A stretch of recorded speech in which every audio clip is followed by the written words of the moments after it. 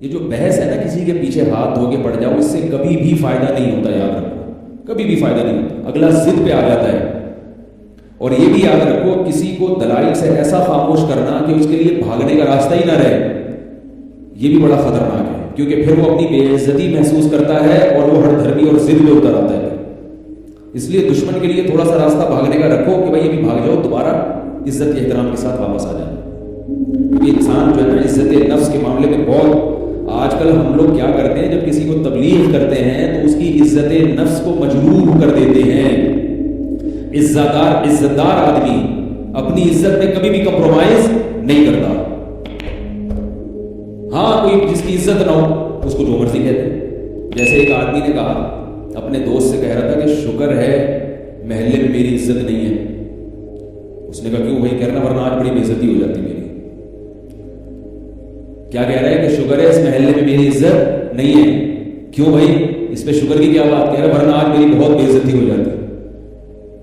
یعنی وہ اس پہ شکر ادا کر رہے کہ پہلے سے عزت، اگر اس نے کام ایسا کیا تھا، کام اس بندے سے ایسا ہو گیا تھا کہ وہ محلے میں پکڑا گیا کوئی برا کام کرتے ہوئے تو کوئی بے عزتی نہیں ہوئی، اس لیے کہ بندہ ہی کو عزت تھی نہیں اس کی۔ تو وہ کیا کہہ رہا ہے کہ اللہ کا اللہ کا بہت بہت فضل ہو گیا کہ اس محلے میں میری عزت پہلے سے نہیں ہے، ورنہ آج بہت زیادہ بے عزتی ہو جاتی ہے۔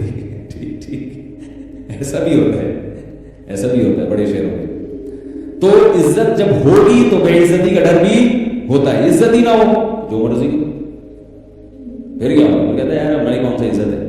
جیسے بھکاری لوگ ہر وقت مانگتے رہیں گے، تو کہتے ہیں زبان گھس تھوڑی جائے گی یار، نہیں دے گا نا پھر کسی سے مانگ لیں گے، یہ نہیں دے گا پھر تیسرے سے مانگ لیں گے۔ عزت دار آدمی مانگنے سے پہلے 100 دفعہ سوچتا ہے اور کیسے بغیر مانگے کام چلاؤ، پھر مانگے گا تو بیچارہ اندر گھٹے گا۔ عزت بہت بڑی چیز ہے، بات سے بات نکلتی ہے، ایک ہوتی ہے عزت اور ایک ہے حب جاہ، دونوں میں فرق ہے۔ عزت تو انسان کی فطرت ہے، عزت دار لوگوں کو عزت چاہیے۔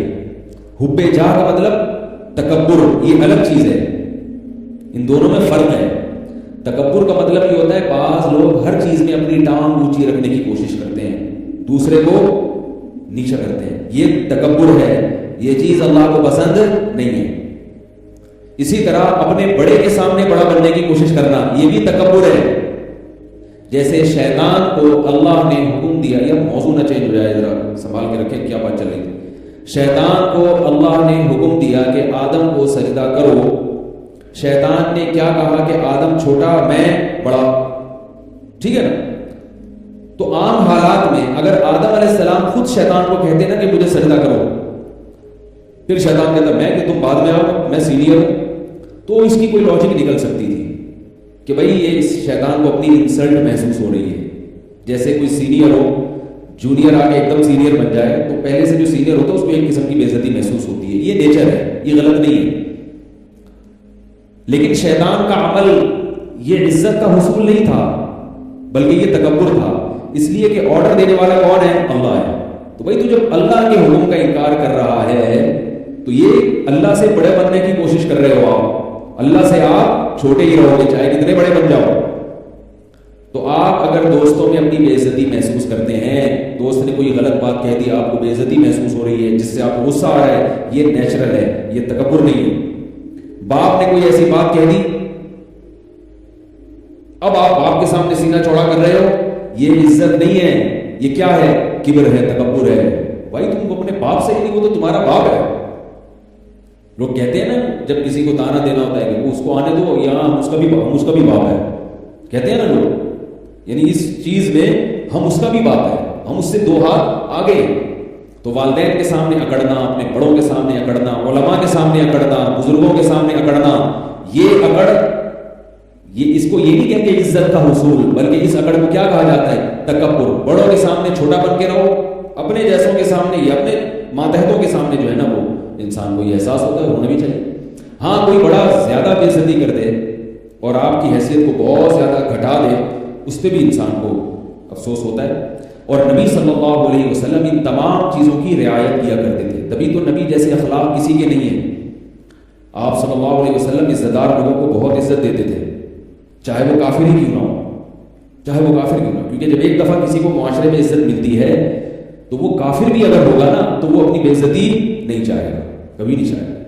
ابو سفیان سردار تھے، ساری زندگی سرداری میں گزاری، اسلام دشمنی میں گزاری، لیکن جب مکہ فتح ہوا، ابو سفیان مسلمان ہوئے، تو آپ صلی اللہ علیہ وسلم نے ایسا نہیں کیا کہ ان کو پیشانی کے بال سے پکڑ کے گھسیٹا ہو، گھوڑے کے پیچھے باندھ دیا ہو کہ ان کو مدینہ کی گلیوں میں گھسیٹا جائے۔ انہوں نے ساری زندگی اسلام دشمنی میں گزاری، ساری زندگی یہ کیا، ساری زندگی یہ کیا۔ نہ بھائی، سردار آدمی ہے تو اب اسلام قبول کیا تو ان کو ایسا پروٹوکول دیا جو دوسروں کو نہیں دیا۔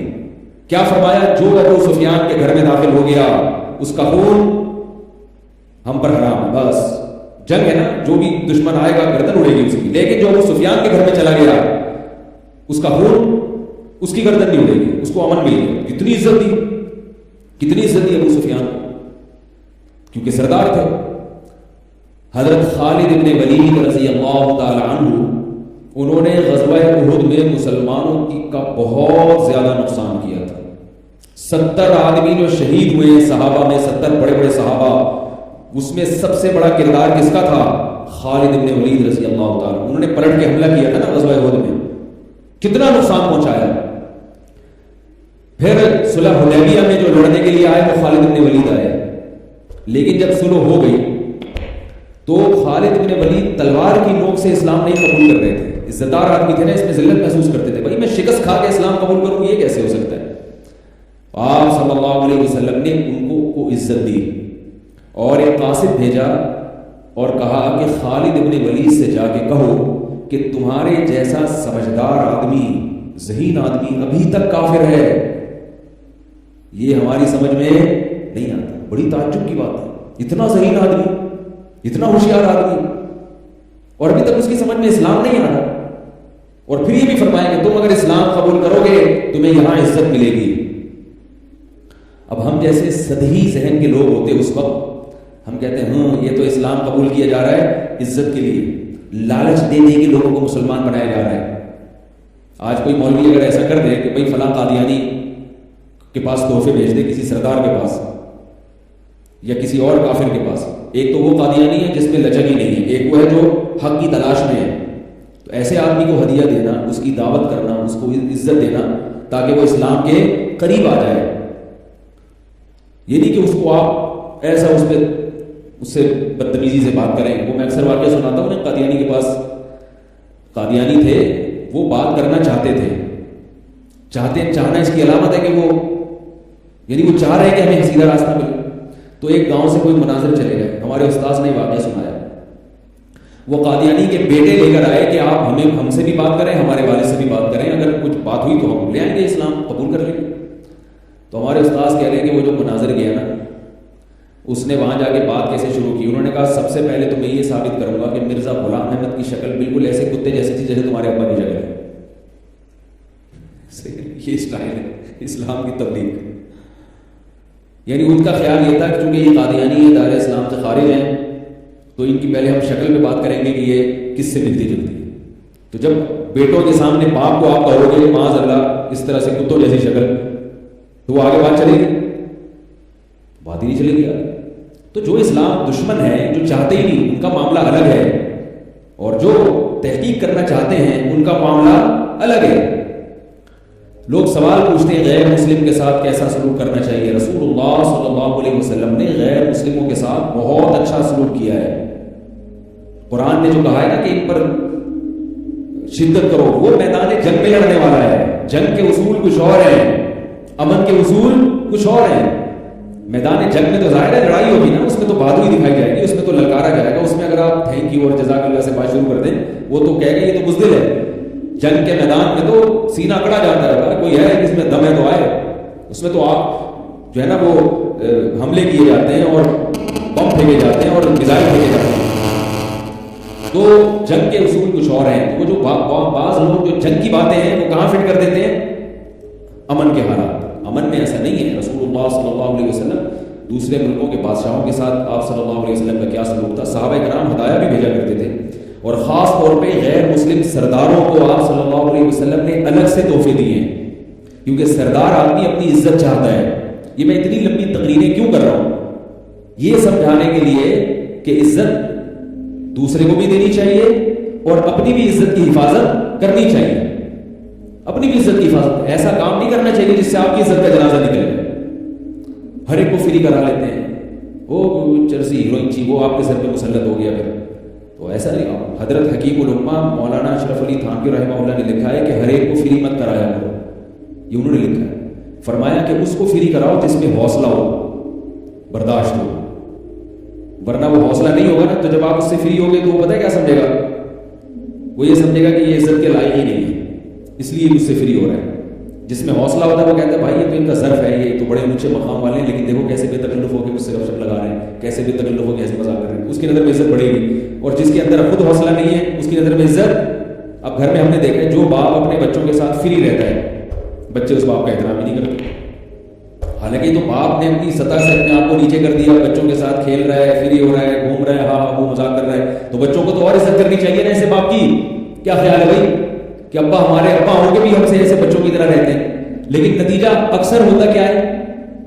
بچے ابا کو ابا سمجھنا چھوڑ دیتے ہیں، ٹھیک ہے، احترام ہی ختم کر دیتے ہیں، مانتے ہی. تو یہ بہت کم اولاد ہوتی ہے جس میں یہ ظرف ہو کہ ابا اچھے اخلاق کے ہیں، کھیل رہے ہیں، تو وہ ابا کو ابا سمجھے. اس زمانے میں ابا کو ابا سمجھنا بڑا مشکل کام ہے. میں کہتا ہوں جو اولاد اپنے باپ کو باپ سمجھ لینا وہ جنت میں جائے گی. میری ذاتی رائے ہے جو اپنے باپ کو باپ سمجھ لیں، اس باپ کو گھر میں احترام دے دیں، اس کا حکم مان لیں، کیونکہ باپ کے جتنے احسانات ہیں اس کائنات میں اللہ رسول کے علاوہ اتنے احسانات کسی کے نہیں ہوتے. اور میرے پاس جو ایسے باپ آتے ہیں نا کہ میرا بچہ نالائق، میں کہہ رہا ہوں کان سے پکڑ کے باہر نکال دو اس کو. 4 دن جب سڑک پہ روڈ پہ گزارے گا، نہ گیس کا بل ادا کر سکتا ہے، نہ بجلی کا بل ادا کر سکتا ہے، نہ معاشرے میں عزت ہوگی، نہ کوئی رشتہ دینے کے لیے تیار ہوگا. لوگ کہیں گے ابا کہاں ہیں، ابا سے تو میرے تعلقات ہی صحیح نہیں ہیں، تو رشتہ دے گا کوئی؟ کہیں گے تمہارے تو اپنے ابا سے نہیں، تم بیوی سے کہاں سے تعلقات صحیح رکھو گے؟ یہی ہوگا نا. تو ایسی اولاد کا میں تو فوراً کہتا ہوں کان سے پکڑ کے باہر نکال دو. 3 دن جب گلی محلے میں دھکے کھائے گا سیٹ ہو کے واپس آ جائے گا. لیکن باپ کا یہ بھی ظرف ہے کہ اتنا کچھ ہونے کے باوجود بھی وہ باہر نہیں نکلتا، کہتا کہاں جائے گا بیچارہ. یہ باپ ہوتا ہے. خیر، تو خالد بن ولید رضی اللہ تعالی عنہ کو رسول اللہ صلی اللہ علیہ وسلم نے کیا کہا کہ ہمارے پاس آؤ گے تو تمہیں عزت ملے گی. یہ نہیں کہ اسلام کے لیے لالچ دی جا رہی ہے، نہ نہ، بلکہ ان کے ذہن میں، خالد بن ولید کے ذہن میں ایک وسوسہ شیطان ڈال سکتا تھا کہ میں نے اتنا نقصان پہنچایا، اب اگر میں مسلمان ہو بھی جاتا ہوں یہ لوگ تو مجھے تانے دیں گے، یہ تو مجھے رسوا کریں گے، یہ تو انگلیاں اٹھائیں گے میری طرف. اور خالد بن ولید نے ساری زندگی عزت دیکھی ہے، اپنی قوم میں سردار تھے نا، کبھی ذلت نہیں دیکھی. تو لوگ انگلیاں اٹھائیں گے، لوگ کیا کہیں گے، ذلیل نہ کرتے ہیں. اس کا جواب دیا جا رہا ہے کہ ایسا نہیں ہوگا جیسا تم سمجھ رہے ہو، عزت ملے گی، عزت. فوراً اسلام قبول کیا. جو گھٹیا لوگ ہوتے ہیں نا ان کو سیدھے راستے پہ لانے کے لیے چپیٹ لگانے پڑتے ہیں، ٹھیک ہے نا، ٹھڈے مارنے پڑتے ہیں، اور تمیز انسان بن جا. اور جو عزت دار ہوتا ہے اس کو تھوڑا سا غیرت کا تانا دینا پڑتا ہے، یار تم جیسے شریف آدمی، تم تو اتنے سمجھدار ہو یار، کیسے یہ کام کر رہے ہو. ایک نوجوان نے مجھے اپنا واقعہ بتایا. وہ کہتا ہے کہ میں نے بچپن میں کسی کی بچی کو چھیڑ دیا، کسی لڑکی کو چھیڑ دیا جا کے. کہہ رہا میں کالج کا دور تھا، عمر بھی میری ایسی تھی تو میں نے چھیڑ دیا جا کے. کہہ رہا وہ میرے گلے پڑ گئی. اس نے جا کے اپنی امی کو بتایا، اور اس کی امی نے آ کے میری امی کو بتایا کہ آپ کا بیٹا اتنا گھٹیا. اس زمانے میں یہ بہت برا سمجھا جاتا تھا، پرانے زمانے کی بات ہے، بچپن کا وہ واقعہ بتا رہے تھے. کہہ رہے وہ میری والدہ کو آگے بتایا کہ آپ کے بیٹے نے اتنی گندی حرکت کی ہے کہ میری بیٹی کو چھیڑا ہے. کہہ رہے میں کھڑا ہوں اور میں شرم بھی آ رہی ہے، میری اماں کو شکایت لگا دی. کہہ رہے مجھے اس سے اتنی شرم نہیں آئی، میں نے کہا اپنی 2 تھپڑ لگائیں گی اور ابا کو شکایت لگائیں گی، وہ 2-3 ڈنڈے لگا دیں گے. میں نے کہا یہی ہوگا نا. کہہ رہے لیکن ہوا کیا، میری والدہ نے کہا کہ کچھ بھی ہو میرا بیٹا سب کچھ کر سکتا ہے، میرا بیٹا کسی کی بچی کو اس طرح سے چھیڑ نہیں سکتا، اس کی اپنی بہنیں بھی ہیں، اتنا گھٹیا سوچ کا حامل نہیں ہے میرا بیٹا. اب وہ لڑکا کہہ رہا ہے یار میں شرم سے زمین میں گڑ گیا کہ میری ماں کے میرے بارے میں کیا جذبات ہیں اور میں کتنوں کو چھیڑ کے بیٹھا ہوں. کہہ رہا ہے میں کتنوں کو چھیڑ کے بیٹھا ہوا ہوں اور میری ماں کے میرے بارے میں یہ جذبات. کہہ رہے بات میری ماں کہہ رہی ہے اس خاتون کا نام لے کے، وہ جو بھی بہن ہوگی پڑوسی ہوگی، کیونکہ پڑوسیوں کو چھیڑا جاتا ہے نا، مجھے نہیں پتا کہ پڑوسی ہوگی، تو وہ کہہ رہی ہیں اس پڑوسن کا نام لے کے کہ بہن تم جو کچھ بھی کہہ دو، میرے بچے پہ الزام لگا دو، اس نے فلاں کو مار دیا، اس نے فلاں سے اسکول سے چھٹی کر لی، یا یوں کر لیا، یہ کر لیا، لیکن میرا بیٹا کسی کی بیٹی کو بہو بیٹی کو چھیڑ نہیں سکتا کیونکہ ہم عزت دار گھرانے کے لوگ ہیں اور عزت دار گھرانے والے ایسے کام نہیں کرتے. اور وہ کہہ رہا ہے یار ہمیں تو مجھے پتہ چلا اتنے عزت دار گھرانے کے لوگ مجھے تو پتہ ہی نہیں.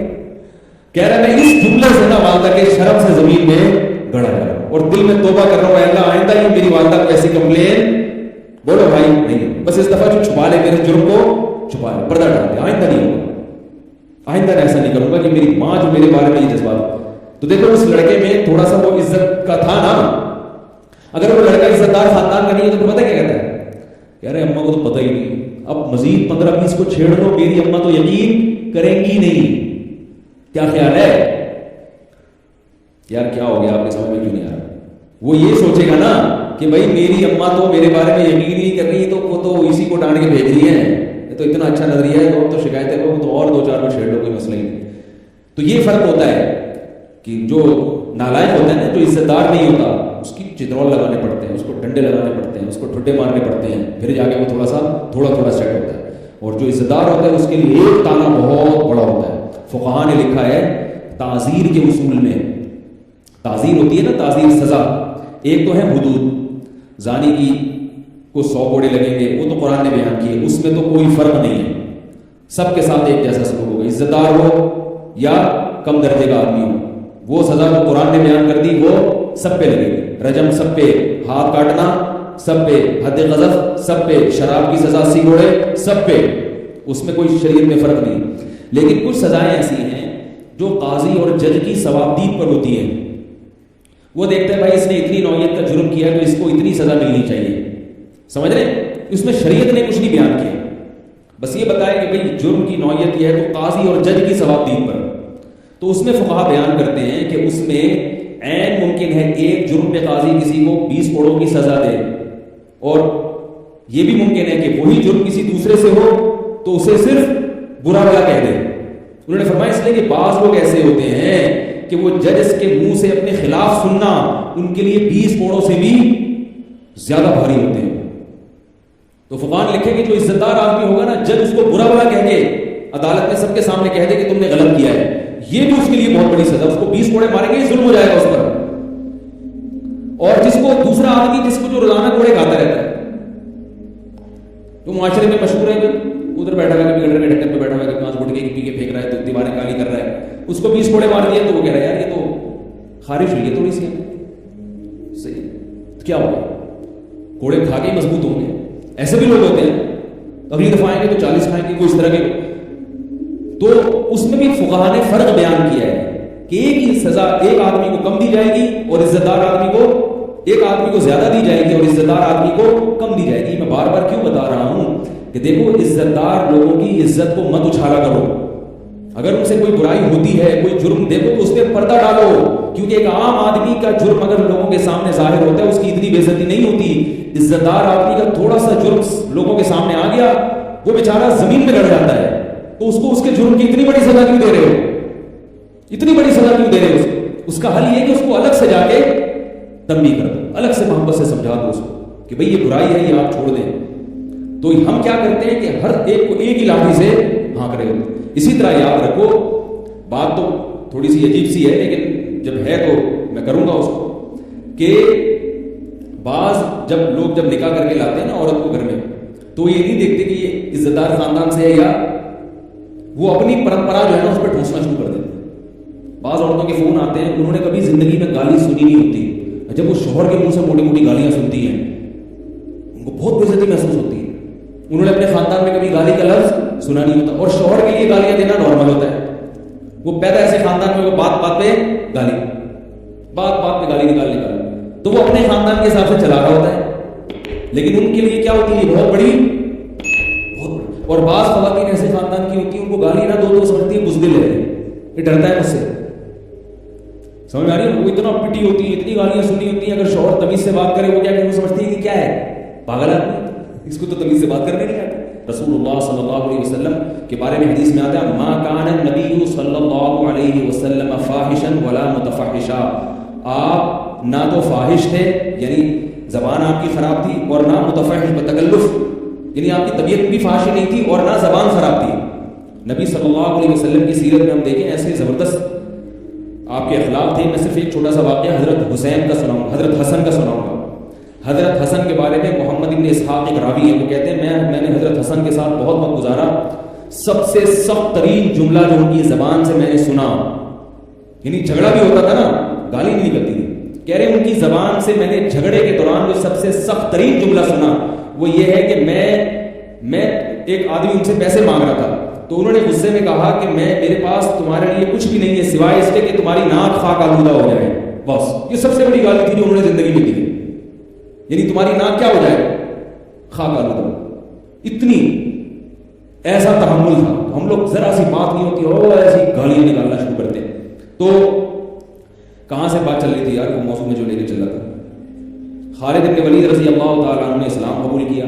پھر جب اسلام قبول کیا تو اب آپ دیکھیں انہوں نے ساری قربانیوں کا رخ غیر مسلموں کے خلاف پھیر دیا, اسلام دشمنوں کے خلاف. کیسی قربانیاں دی, ساری زندگی لڑتے رہے. اور پھر جب حضرت عمر کا دور حکومت آیا تو حضرت عمر نے ان کو معزول کر دیا. کوئی بھی اپنی بے عزتی محسوس نہیں کی. انہوں نے یہ نہیں کہا کہ مجھے تو نبی نے کمانڈر بنایا تھا, مجھے تو ابو بکر نے کمانڈر بنایا تھا اور میرے ہاتھ پہ اتنی بڑی بڑی فتوحات ہیں, عمر کون ہوتے ہیں مجھے معزول کرنے والے. اگر یہ کہہ دیتے تو یہ کیا ہوتا, تکبر. میں کہہ رہا تھا نا عزت کی تلاش الگ چیز ہے, تکبر الگ. حضرت خالد بھی چاہتے تھے مجھے عزت ملے, چاہتے تھے نا, عزت دار آدمی تھے, بے عزتی نہیں چاہتے تھے, اپنی عزت مل گئی اسلام میں. لیکن حضرت عمر کہہ رہے ہیں آپ معزول ہیں. اب اگر کہتے نہیں میں امیر بنوں گا تو یہ عزت کا حصول نہ ہوتا بلکہ کیا ہوتا, تکبر. اس لیے کہ آپ سے بھی بڑے ہیں عمر, وہ امیر المومنین ہیں, آپ ان کے آرڈر کو ٹھکرا رہے ہو. صرف یہ بھی نہیں کہ فوراً معزول ہو گئے, ہم ہوتے تو کتنے دلائل دیتے, مجھے تو نبی نے بنایا ہے, مجھے تو نبی نے سیف اللہ کہا ہے, مجھے تو ابو بکر نے بنایا, آپ کون ہوتے معزول کرنے والے.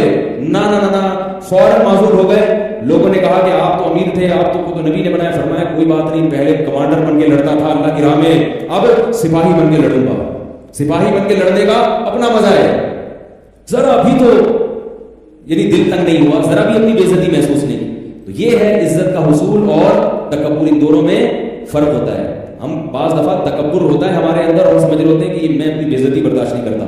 وہ بے عزتی نہیں ہوتی, آپ کو شیطان کی طرح بڑا بننے کا ہر جگہ شوق ہوتا ہے. اسی طرح یہ بھی یاد رکھو کہ بات سے بات نکلتی ہے کہ بڑوں کے سامنے ضرورت سے زیادہ بولنا یہ بھی تکبر ہے. جب بڑے حضرات بیٹھے, ہمارے ہاں جب اصول یہ ہے کہ ہمارے جب اساتذہ بیٹھے ہوتے ہیں, کوئی مسئلہ ہم سے پوچھتا ہے تو ہم نہیں جواب نہیں دیتے, بھائی یہ بڑے بیٹھے ہیں ان سے پوچھو. ہم ایسے بن جاتے ہیں جیسے کیا ہو, جاہل, آتا ہی نہیں کچھ. ایسے بن جاتے ہیں جاہل, جب تک وہ خود آرڈر نہیں دیں گے نہیں ہوتا بھائی. تو یہ چیز ہم نے الحمدللہ مدرسوں میں تو دیکھی ہے. باہر کی دنیا میں ذرا, باہر کی دنیا میں ایسا نظر آتا ہے ہر آدمی فنڈر بنا ہوا ہے, کہتا ہے جتنا مجھے آتا ہے اتنا کسی کو بھی نہیں آتا. تو خیر بات یہ چل